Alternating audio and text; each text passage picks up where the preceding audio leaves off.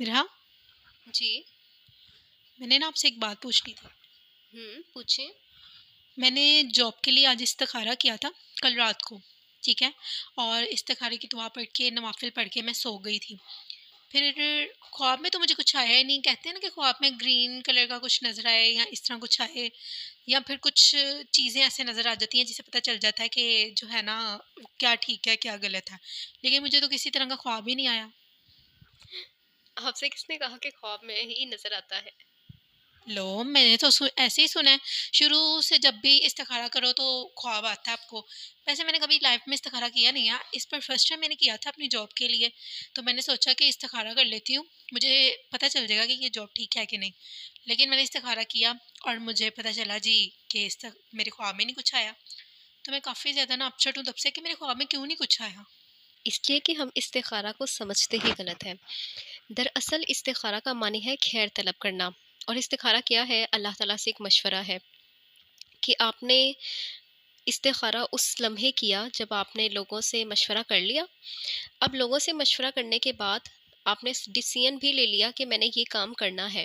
یہ نہیں کہ بغیر ڈیسیژن لیا آپ نے استخارہ کرنا ہے، ڈیسیژن آپ نے لے لیا کہ میں نے یہ کام کرنا ہے، لیکن اب کیا چیز آپ کے لیے اہم ہے کہ اللہ سے مشورہ کروں یہ چیز صحیح ہے یا نہیں ہے۔ استخارہ دراصل آپ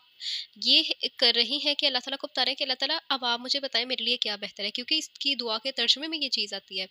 کہ جو چیز میرے حق میں بہتر ہے وہ مجھے ملے، نہیں بہتر تو نہ ملے، میرے دین اور دنیا کو دیکھتے ہوئے۔ تو دراصل ہم نا استخارہ کو بڑا ہی غلط سمجھتے ہیں، اور ہم استخارہ کے معاملے میں کیا کرتے ہیں کہ ہم نے استخارہ کو صرف لمٹ کر دیا ہے شادی اور جاب کے لیے، جبکہ صحابہ کرام نبی پاک صلی اللہ علیہ وآلہ وسلم کے متعلق تو یہ بتاتے ہیں کہ وہ ہمیں استخارہ کی دعا یوں سکھاتے جیسے قرآن کی کوئی آیت سکھاتے، یعنی ہر کسی کو استخارہ کی دعا آ رہی ہے، اور ہم تو یہ کرتے ہیں کہ اپنی زندگی میں 2 سے 3 بار استخارہ کرتے ہیں، ان کے لیے تو ایک بڑی نارمل سی بات تھی کہ اچھا کوئی بھی مشکل مرحلہ درپیش ہے یا کنفیوزنگ سٹیٹ میں ہے کہ ہم یہ کام کریں یا نہ کریں، 2 حلال آپشنز ہیں جاب کے معاملے میں، رشتے کے معاملے میں، کسی اور معاملے میں بھی۔ ان 2 حلال آپشنز میں سے کون سا آپشن ہے جو ان کے لیے زیادہ بیٹر ہے، اس کو انہوں نے سلیکٹ کرنا ہے۔ انہیں سمجھ نہیں آ رہا کہ ہم کیا کریں، ہم نے ڈیسیژن لیا ہے بٹ کیا وہ ٹھیک ہے یا نہیں ہے۔ اب وہ جو ڈیسیژن کو آگے لے کر چلنا ہے وہ اس کے لیے اللہ تعالیٰ سے مشورہ کر رہے ہیں، اور مشورہ پھر کیسے کرنا ہے؟ ہمارے ہاں یہ کانسیپٹ بن چکا ہے کہ رات کے ٹائم آپ نے سونے ہی سے پہلے نوافل پڑھنے ہیں، اور آپ نے سو جانا ہے، آپ کو گرین کلر نظر آئے گا، گرینری نظر آئے گی تو وہ چیز آپ کے لیے بہتر ہے جس کے لیے آپ نے استخارہ کیا تھا، لیکن یہ کانسیپٹ غلط ہے۔ ممکن ہے کہ آپ کو خواب میں اللہ تعالیٰ کوئی بھی نشانی، کلر نہیں، کوئی بھی نشانی دکھا دیں کہ یہ چیز آپ کے لیے بہتر ہے، اور ممکن ہے کہ اللہ تعالیٰ خواب میں نہ بھی دکھائیں، اور اللہ تعالیٰ پھر کیا کریں؟ اللہ تعالیٰ یہ کریں کہ آپ کے لیے اس کام کے اندر اگر بہتری ہے تو آپ کی راہیں ہموار ہوتی جائیں، راستے کھلتے جائیں، آپ کے لیے آسانیاں پیدا ہوتی چلی جائیں، لیکن وہ کام اگر آپ کے لیے بہتر نہیں ہے تو اللہ تعالیٰ اس چیز سے آپ کو دور کر دیں گے، اور آپ کے دل سے اس چیز کی جو محبت ہے اور اس چیز کی طرف جو لگاؤ ہے وہ ختم کر دیں گے، کیونکہ وہ آپ کے لیے بہتر نہیں، اور آپ نے خود استخارہ کے نوافل کے بعد یہ دعا پڑھی کہ اللہ تعالیٰ نہیں بہتر تو مجھے دور کر دیں، مجھے مت اس کی جانب مائل کریں۔ پھر یہ کہ ہمیں یہ بتایا جاتا ہے کہ صرف سونے ہی سے پہلے استخارہ کیا جائے، نہیں، استخارہ تو ہم مکروہ اوقات کے علاوہ کسی بھی وقت کر سکتے ہیں۔ اور پھر یہ کہ بعض لوگوں کو یہ بھی غلط فہمی ہے کہ وہ فرائض ادا کر رہی ہیں، جیسے فرض فجر کے پڑھے ہیں تو وہ اس کے بعد ہی استخارہ کی دعا پڑھ لیتے ہیں کہ ہم نے استخارہ کیا، لیکن حدیث میں آتا ہے کہ استخارہ کے لیے ہم نے سیپریٹلی 2 نوافل پڑھنے ہیں، اور 2 نوافل پڑھنے کے بعد ہم نے دعا پڑھنی ہے، دعا ہم نے استخارہ کی پڑھ لی، اللہ تعالیٰ سے مدد اور خیر طلب کر لی، اس کے بعد اللہ تعالیٰ خود ہی ہمارے لیے راستے پیدا کرتے چلے جاتے ہیں۔ ہو سکتا ہے ایک بار استخارہ کریں تو ہمیں جواب نہ ملے، ہمیں سمجھنا ہے کہ ابھی بھی میں کنفیوز ہوں، میں کیا کروں، تو 3 بار کر لیں، 3 بار کرنے سے نہ سمجھ آئے 5 بار کریں، 7 بار کریں، کرتے جائیں، اللہ تعالیٰ سے استخارہ ہی تو کرنا ہے۔ اگر کسی کو مشکل لگ رہا ہے کہ کیا ہے میں بار بار نوافل ادا کروں 2 یا یہ کہ اتنی لمبی دعا ہے، لگتے ویسے 2 منٹ ہے لیکن سپوز دیٹ اگر کسی کو مشکل ہوتی ہے، اس کو زبانی نہیں یاد،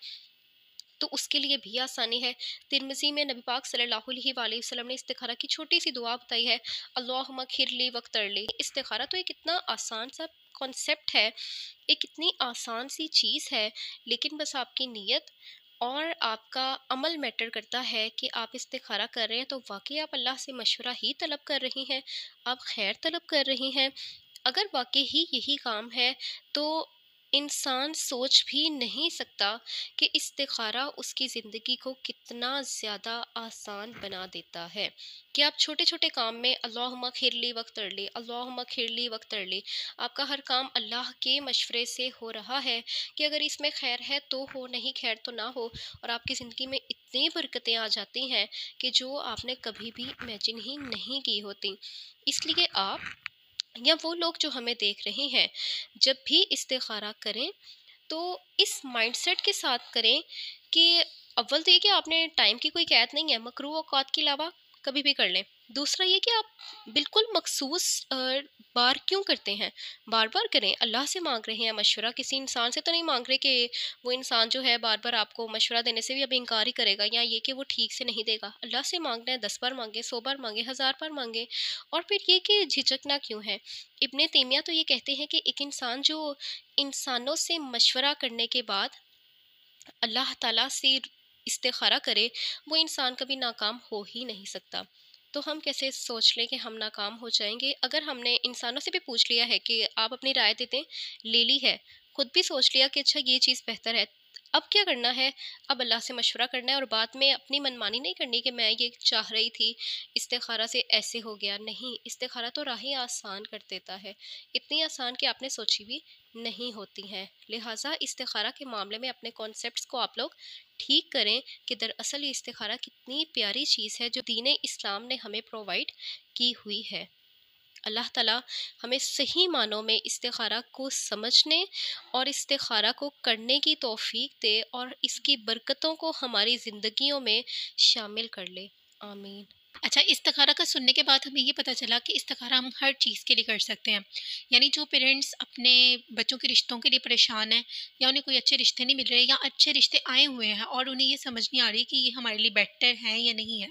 تو آپ لوگ تب بھی استخارہ کر سکتے ہیں۔ تو میرے خیال میں آپ کے لیے تو اتنی چیزیں اچھی ہیں، اتنے اچھے کانسیپٹ ہیں آپ کو دیے ہوئے استخارہ کے ریلیٹڈ،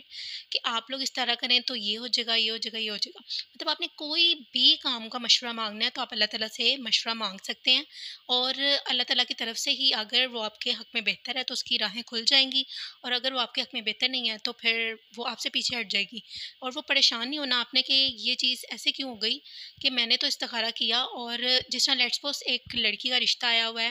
اور آج کل میں رشتے کی بات اس لیے کر رہی ہوں کیونکہ بہت سے ایسے لوگ ہیں جو کہ مین پوائنٹ آف ویو رشتہ ہی ہوتا ہے، جس پہ انسان کو ہوتا ہے